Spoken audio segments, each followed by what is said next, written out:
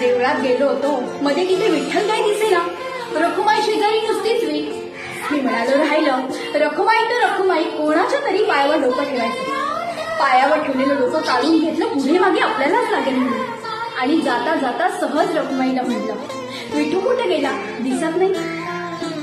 रखुमाई म्हणते, कुठे गेला म्हणजे? उभा नाही का माझ्या उजव्या अंगाला? मी पुन्हा एकदा पाहिलं खात्री करून घ्यायला आणि म्हणालो, नाही तिथे कोणीच नाही. तर रखुमाई म्हणते, नाकासमोर बघण्यात जन्म गेला, बाजूचं मला जरा कमीच दिसतं. नाकासमोर बघण्यात जन्म गेला, बाजूचं मला जरा कमीच दिसतं.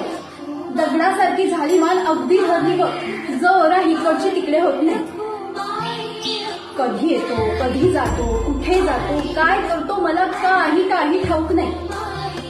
खांद्याला खांदा भिडवून बाजूला असेल विठू म्हणून मी पण बाबा ठेवून राहिले. आषाढी कार्तिकीला इतके जण येतात सारे, मला कधीच कसं कोणी सांगितलं नाही. आज अचानक मला भेटायला